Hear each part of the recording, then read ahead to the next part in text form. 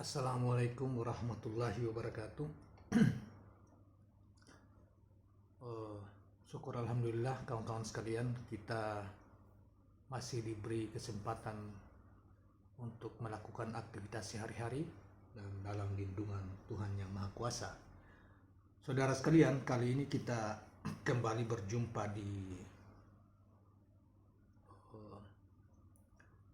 Yuanda BKR Channel, dan tentu kawan-kawan sekalian pernah mendengar dan mungkin juga diantara menonton mendengar nama profesor, katanya profesor, cuma kita tidak tahu profesor dari mana, dari Kiai Haji Buya Syakur, tentang dalam satu ceramahnya dan yang viral dia mengatakan bahwa ketika penaklukan kota Makkah oleh Rasulullah SAW dan Nabi SAW memasuki Ka'bah, dia melihat berbagai gambar para dewa, termasuk gambar para malaikat, gambar Nabi Ibrahim, dan gambar Nabi Isa dan ibunya Maryam. Dan dia dalam ceramah itu mengatakan bahwa semuanya disuruh ditutup, gambar-gambar yang lain atau dihancurkan, terkecuali gambar nama apa di dalam Ka'bah itu ada gambar Nabi Isa dan ibunya Maryam. Tidak dilarang oleh Rasulullah, tidak boleh dihapus di dalam Ka'bah itu. Dan dalam ceramah selanjutnya secara hebat kita mendengarkan bahwa itu menunjukkan bahwa Rasulullah begitu menghargai dan menghormati Nabi Isa dan ibunya. Dalam konteks menghargai dan menghormati Nabi Isa dan ibunya, itu memang di dalam Al-Quran sangat menekankan dalam risalah beliau, bukan hanya Nabi Isa tetapi juga nabi-nabi yang lain dari Adam sampai Nabi Isa itu sangat dihormati oleh Rasulullah, bahkan dianggap sebagai saudaranya. Tetapi problem yang kontroversial itu dari ceramah beliau itu mengatakan bahwa gambar-gambar itu semuanya dihancurkan kecuali gambarnya Nabi Isa dan ibunya.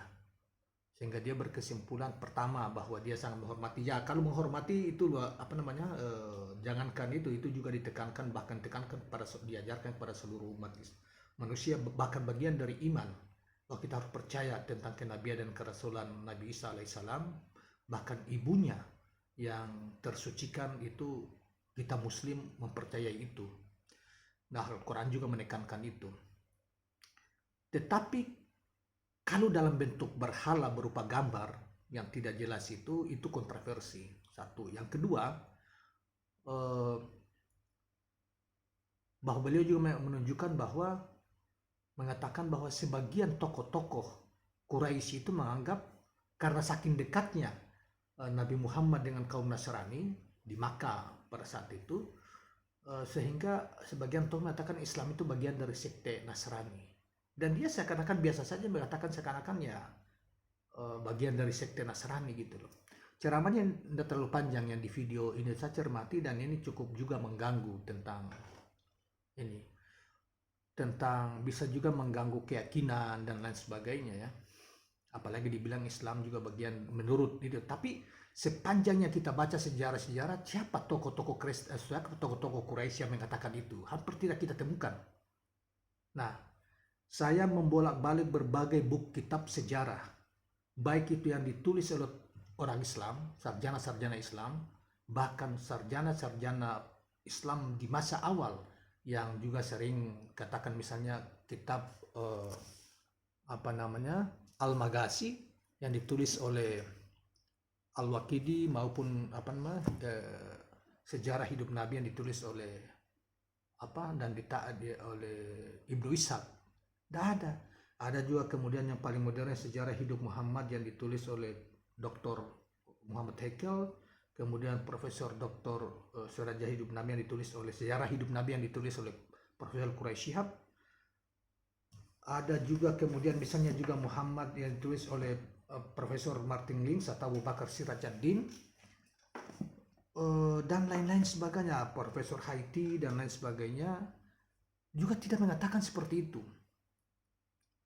atau misalnya buku walaupun tidak khusus sejarah Islam tetapi juga ini tentang di bagian tertentu diuraikan tentang sejarah hidup Nabi, misalnya The Spirit of Islam, dalam buku The Spirit of Islam yang ditulis oleh Maulana Syed Amir Ali, ya, seorang sarjana atau ilmuwan dari India. Itu tidak seperti itu.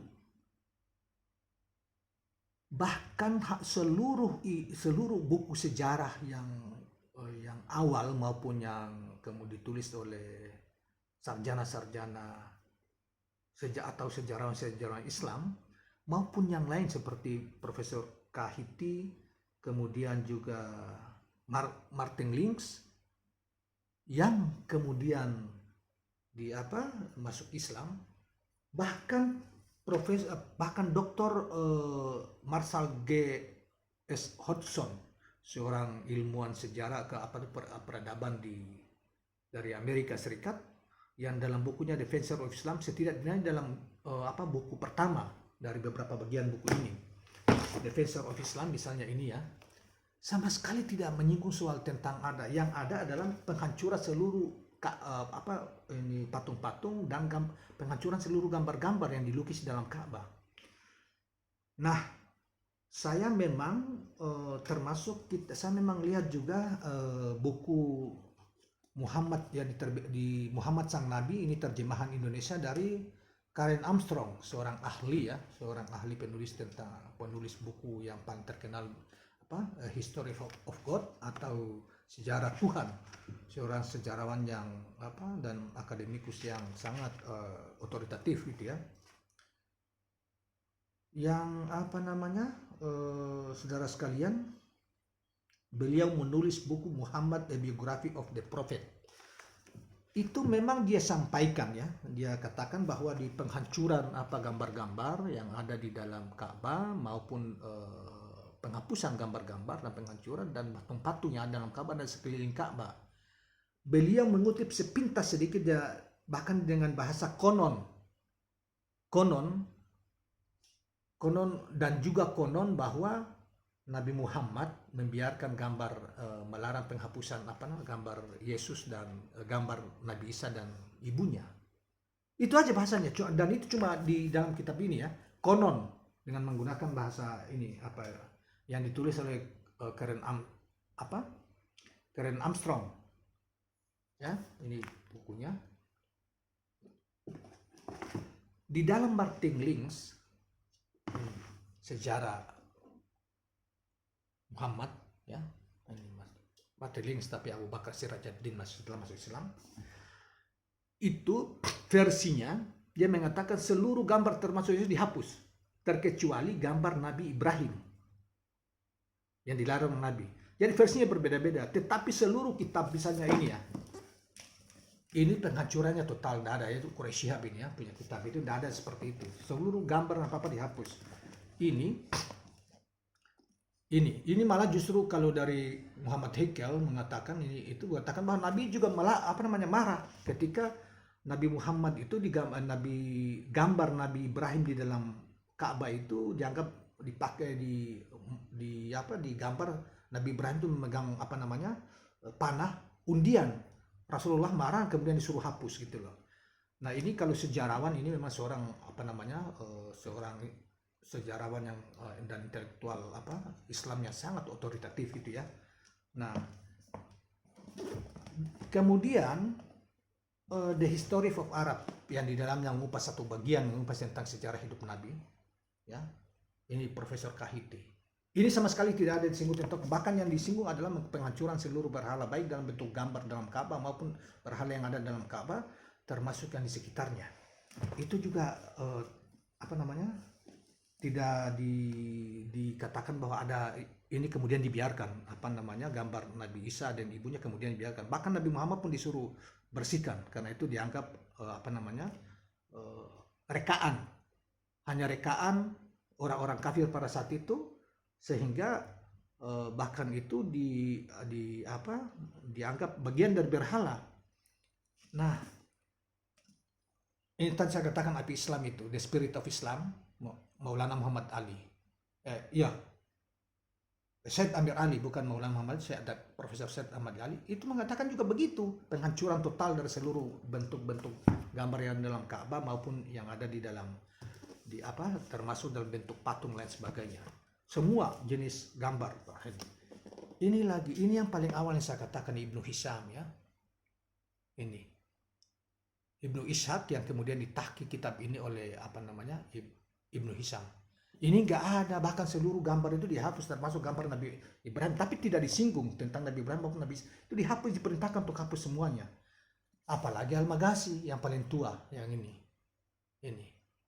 Kitab Al-Maghazi ini dari Al-Waqidi. Ini kitab yang sejarah, dua kitab yang paling tua yang pernah saya katakan ini di antara kitab yang menjadi rujukan para ahli-ahli sejarah di barat ya, baik barat maupun Islam ya, karena dianggap paling awal.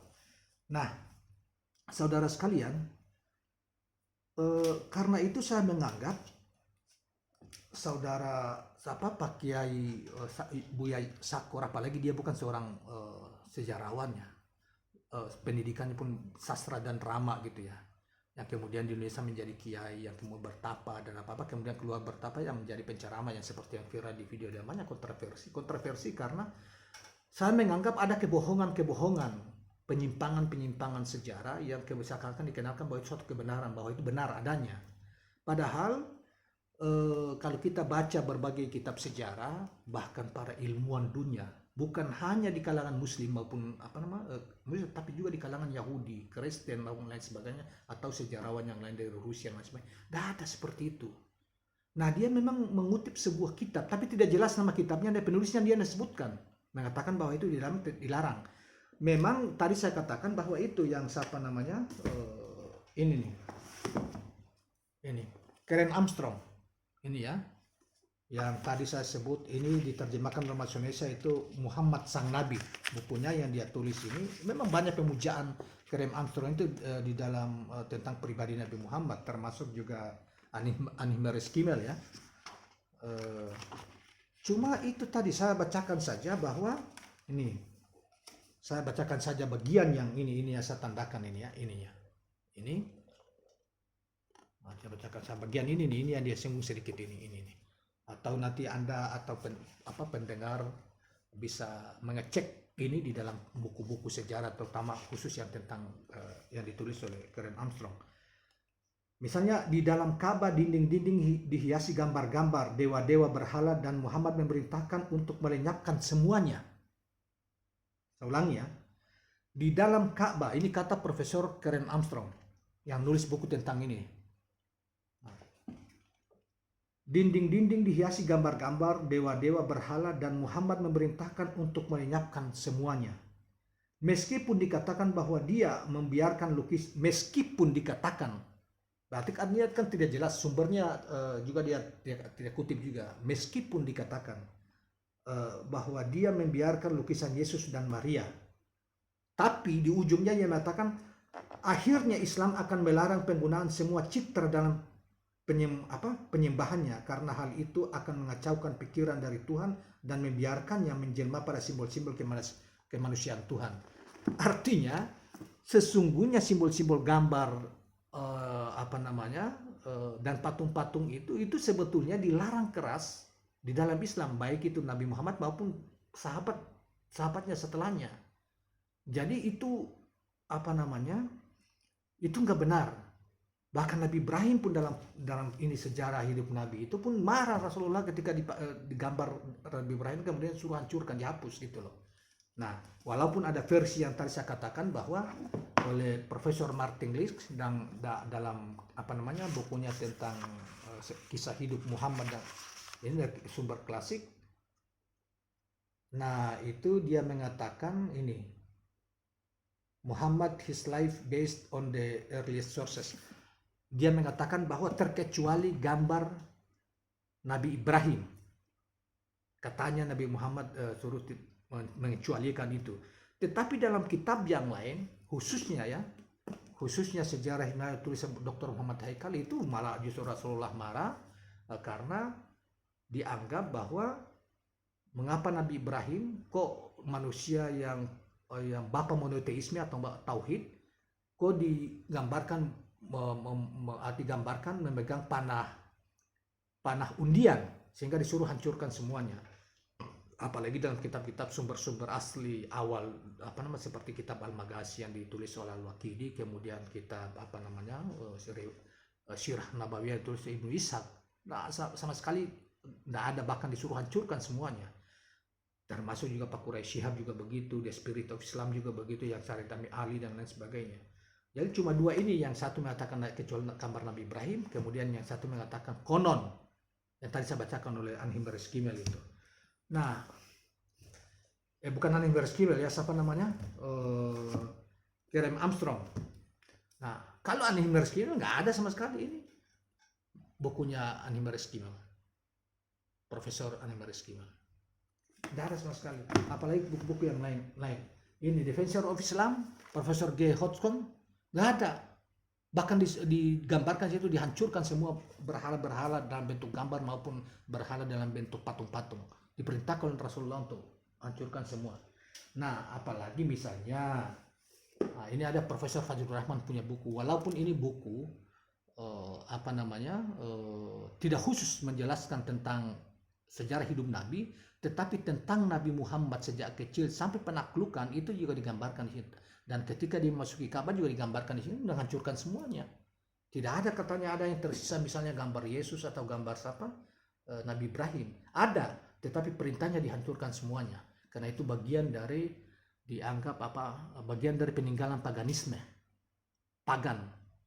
Nah, karena itu saudara sekalian, saya prihatin dengan orang-orang ya yang sebetulnya barangnya itu tafsir, dan itu biasanya sumbernya itu, mohon maaf, itu sumber dari sarjana-sarjana yang bukan muslim. Bukan sarjana muslim yang mengatakan bahwa ada gambar Yesus, dan bukan. Kalau kita lacak ke para sejarah muslim, tidak ada seperti itu. Tidak ada gambar Yesus malah.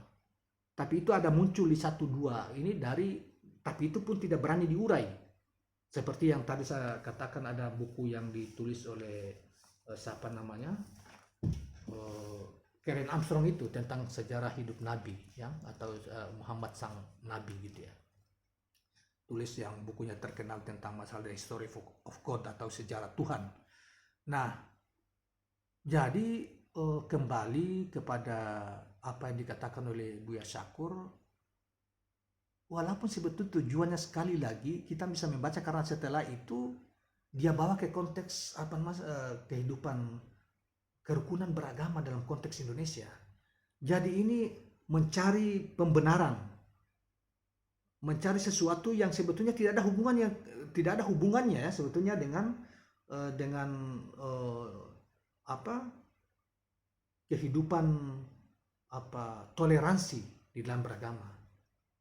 Jadi ada satu yang masih kontroversi, kemudian dijustifikasi bahwa itu sesungguhnya dianggap sebagai kebenaran. Rasulullah membiarkan gambar-gambar di dalam Ka'bah. Kalau Rasulullah di dalam Islam ya, kan kita ditekankan sekali, kita itu disuruh pegang Al-Quran dan Sunnah. Kalau perintah Rasulullah itu bahwa tidak boleh menghapus gambar, apakah itu Nabi Ibrahim atau Nabi andaikan ada Nabi Isa atau dan ibunya, tentu para sahabat dan sesudahnya, apalagi waktu itu disaksikan oleh begitu banyak umat, para sahabat dan sebagainya, tidak mungkin menghapus, akan dipelihara, dan juga tidak mungkin, tidak masuk akal Rasulullah membiarkan gambar-gambar seperti itu.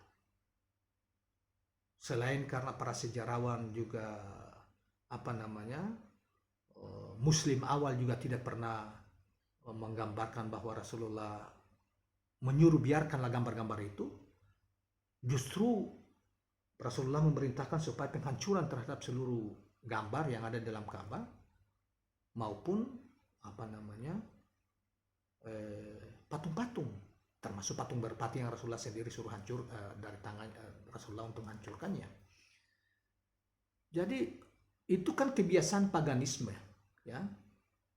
penghambaan terhadap gambar-gambar atau gambar ataupun misalnya secara fisik misalnya patung itu kan perbuatan pagan ya, atau agama-agama yang masih mengkultuskan eh, mengkultuskan para nabi atau oknum-oknum dari nabi tertentu. Dan mohon maaf, pada zaman itu, pada zaman Rasulullah itu, kalau kita baca pertemuan Rasulullah, dialog antara utusan 60 orang dengan 14 atau 15 orang pendeta diantaranya di Najran, dari Najran itu mereka sudah percaya terhadap kepercayaan Trinitas, dan Rasulullah menolak habis tentang kepercayaan itu. Sampai saya pernah bilang bahwa sampai Rasulullah bilang, kalau kalian tidak percaya ada wahyu turun, kemudian tidak yakin bahwa saya seorang rasul atau ini, ya kita mubahal. Tapi mereka kan kemudian tidak mau ya, yang utusan dari Najran kaum Quraisy itu. Jadi suatu hal yang tidak mungkin bahwa Nabi menghormati gambar-gambar yang ada di dalam Ka'bah atau gambar-gambar lain. Kan ada gambar juga malaikat ada ya, digambarkan ada laki-laki dan perempuan cantik dan apa-apa. Kemudian Rasulullah suruh hancurkan semua itu, tidak benar semua, dan itu mengganggu keyakinan. Sama dengan gambar ini, dan sekali lagi saya tekankan bahwa di semua referensi Islam tentang sejarah yang ditulis para sarjana Muslim, baik yang awal maupun kini, kemudian sarjana-sarjana yang lain yang dari bukan sekadar di kalangan bukan hanya yang beragama Islam, semuanya rata-rata tidak. Cuma ada satu dua yang mengatakan, itu pun tidak bisa menjelaskan sumber, hanya sepintas saja, seperti yang Karen Armstrong punya buku tadi yang kita sudah sampaikan. Jadi kita berharap kepada Pak Profesor Buya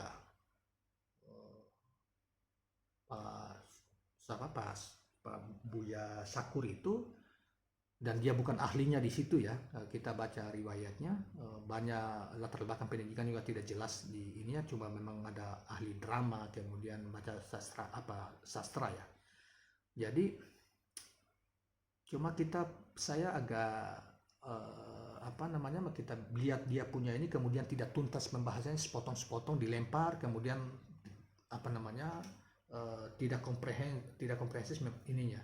Jadi lebih pada merespon seakan-akan barang titipan, kemudian membuat pernyataan gitu loh. Ujungnya ya ujung dari ceramah singkat itu ya ternyata itu dalam rangka untuk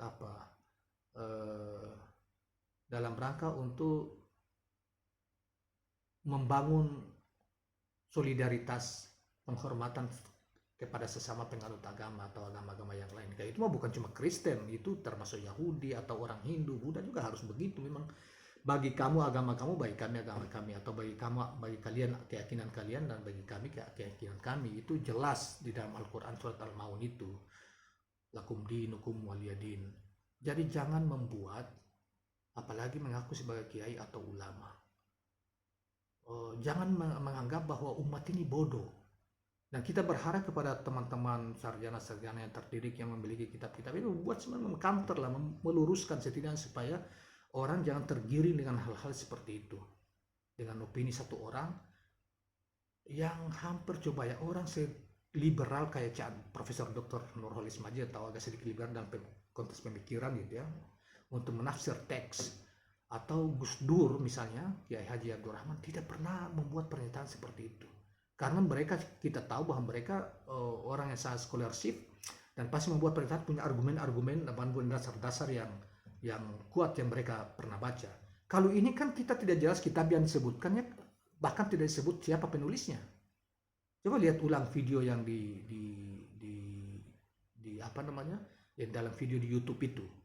Jadi saya anggap bahwa Pak Buya Sakur itu menyebar kebohongan tanpa dasar yang kuat, tanpa referensi yang kuat, kemudian ada satu ini, kemudian dia ungkap ininya. Saya minta maaf ya, tapi Anda bisa membohongi orang lain, membohongi umat dan tapi bagi mereka yang terdidik, yang membaca, menjaga pengetahuan, membaca kitab-kitab dan untuk mengecek itu, pasti Anda tidak bisa bohongi mereka. Nah, karena itu dalam konteks ini saya membantah keras dari semua referensi yang kita baca dari kitab-kitab sejarah, baik itu di kalangan sarjana Islam yang tulis, kemudian juga sarjana Barat, tidak menggambarkan seperti itu. Bahkan cuma dua, itu pun tempat yang satu mengatakan bukan Nabi Isa, semuanya dihancurkan, yaitu Martin Lins atau Abu Bakar Sirajuddin, tapi yang dibiarkan Nabi Ibrahim. Nah, tetapi itu juga dibantah oleh para ahli yang lain. Nah, kemudian apa namanya yang tadi saya katakan itu Graham Armstrong, Muhammad Sang Nabi yang terjemahkan dalam bahasa Indonesia ya, itu mengatakan sepintas tak ragu, tetapi karena dia tidak berhenti bahwa dan pada akhirnya seluruh gambar itu tidak dikehendaki dalam Islam. Itu jelas mengatakan. Jadi dia juga ragu sebetulnya karena dia mengatakan tidak punya dasar. Dia mungkin dia seakan-akan dugaan yang mungkin dia baca dari versi lain, tetapi dia juga tidak yakini gitu loh ininya. Jadi saudara sekalian, jangan Pak Buya Syakur dengan pangkat yang dilekatkan dia sebagai kiai, ya, terus memproduksi narasi tanpa dasar yang kuat gitu loh. Di Al-Quran jelas kok itu tentang apa namanya larangan atau hadis-hadis Nabi, banyak sekali tentang larangan gambar-gambar dan apa-apa kok. Bahkan Rasulullah sendiri disuruh melarang tentang apa namanya beliau digambar dan lain sebagainya. Tentunya ada hikmahnya. Salah satu hikmahnya yang bisa kita tafsir adalah beliau tidak ingin dianggap sebagai nanti karena ada umat gara-gara gambar-gambar yang direka-reka itu. Kan itu Nabi Isa kan direka gitu ya, digambar itu kan direka karena mereka yang menggambar itu belum tentu juga pernah ketemu dengan Nabi Isa. Demikian juga Rasulullah, walaupun ada walaupun ada riwayat yang mengatakan tentang ciri-ciri Rasulullah, postur tubuhnya begini, rambutnya begini, sampai begini, giginya begini, mukanya seperti ini, tapi kan Rasulullah menekankan tidak boleh digambar karena itu rekaan, itu dilarang. Kemudian dikhawatirkan nanti umatnya kemudian mengagumkan berlebihan sehingga bisa menyembahnya. Nah, karena itu apa namanya? Sehingga ada suatu hal yang mustahil dan saya percaya bahwa soal tentang gambar yang tidak dibiarkan itu mengada-ngada. Saya sangat percaya dengan dukungan berbagai referensi para sejarawan baik muslim maupun non muslim ini rata-rata berkesimpulan Rasulullah menghancurkan seluruh gambar, memerintahkan seluruh gambar itu dihancurkan, kemudian apa namanya apalagi berhala-berhala dalam bentuk fisik itu dihancurkan semua, dihapus. Itulah yang benar.